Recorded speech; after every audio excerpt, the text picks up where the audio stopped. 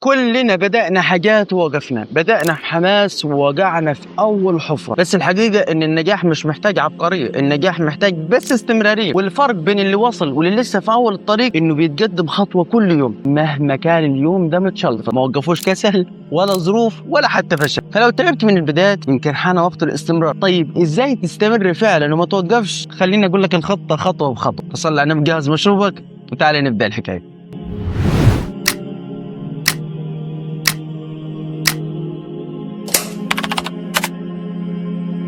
السلام عليكم ورحمة الله وبركاته، وأهلا وسهلا بكم في حديث جديد من حديث تهمك. بسم الله، نخش في الموضوع على طول. الخطوة الأولى، حدد هدف واضح ومحدد. ما ينفعش تشتغل على كل حاجة في وقت واحد، يعني ما ينفعش تقول هخس وابني عضل واتعلم صيني وافتح مطعم كبدة في نفس الأسبوع. اطلاقا ما ينفعش. اسال نفسك كمان ليه بعمل كده؟ ايه النتيجه اللي عايز اوصل ليها؟ هيفرق معايا في ايه؟ كل ما الهدف كان اعمق استمرارك هيبقى اقوى. وما تنساش طبعا تقسم الهدف لمهام صغيره، وده لان كل مهمه هتخلصها هتديك دفعه تخليك تستمر وتحسسك انك البطل الخارق بتاع نفسك. يبقى المفتاح البسيط التزام صغير في تكرار يومي بيساوي انجاز كبير بعد فتره. الخطوه الثانيه، خرج مزاجك من المعادله. ما تستناش تشتغل وقت ما تحس انك فايق. لو بتستنى تشتغل بس لما تكون في المود يبقى عمرك ما هتكمل. المزاج متقلب طبيعي تمل، لكن الذكي هو اللي بيعالج الملل بحكمه. فلو كل مره قلت مش جاهز هتفضل تلف في نفس الدائره. الناس اللي بتنجح مش دايما جاهزين لكن دايما بيشتغل. انا بشتغل دلوقتي مش علشان جالي المزاج، لكن عشان انا قررت اتحمل المسؤوليه. يعني تبطل تلوم الظروف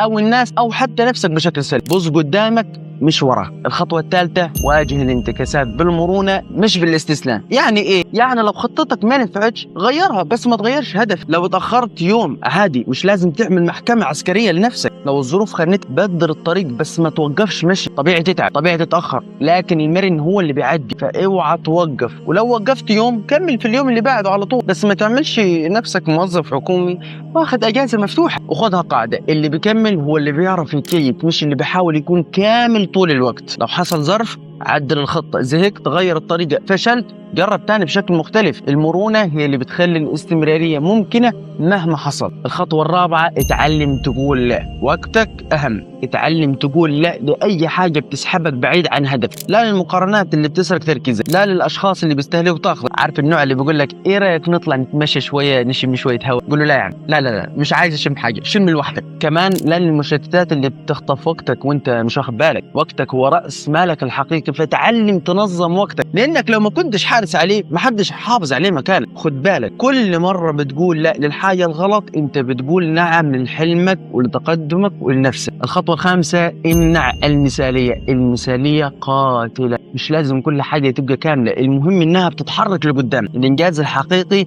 في التقدم مش في الكمال. المثالية هتخليك تأجل وتكسل، فخليك فاكر ان التنفيذ العادي اللي بيستمر اقوى بكتير من الكمال اللي ما بيحصلش. الخطوة السادسة، راقب تقدمك وكافئ نفسك. اكتب كل فترة اشتغلت قد ايه، نفذت ايه، ومع كل تقدم كافئ نفسك بحاجة بتحبها، حتى ولو بكوباية عصير قصب من اللي بتخلي الواحد يستقنيس ويحس انه ملك. ما تستناش توصل لنهاية علشان تفرح. فرح نفسك مع كل خطوة بتعديها، مع كل مرة بتتغلب فيها على الكسل او التعب. ومع كل الخطوات دي لازم تقفل باب الرجوع. شيل كل الاختيارات اللي ممكن تخليك تكسل او تتراجع، وفكر في العواقب. لو وقفت إيه اللي هخسره؟ لو كملت إيه اللي ممكن اكسبه؟ السؤالين دول كفايه حركوك حتى في اسوأ لحظه. يبقى كده هدف واضح زائد مزاج بره المعادله زائد مرونه زائد لا ووقت منظم زائد المراقبه والمكافاه ناقص مثاليه بيساوي استمراريه ونجاح. لو قدرت تلتزم بالخطوات دي هتكتشف ان النجاح مش حلم بعيد ولا حاجه مستحيل. النجاح هو سلسله من القرارات الصغيره والتضحيات اليوميه. فخلي عندك الهدف، خلي عندك الاستمراريه، خلي عندك القوه اصلا ان انت تستمر مهما كانت الصعب، وتعلم انك ما توقفش ابدا. اللي بيوصل مش دايما الاقوى لكنه اللي استمر، وكل يوم بتكمل فيه حتى ولو بخطوه بسيطه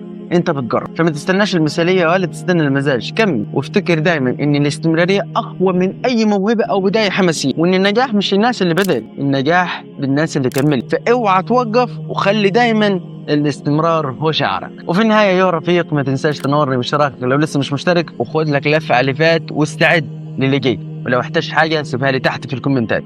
اشوفك قريب في حديث جديد من حديث تهمك، والسلام عليكم.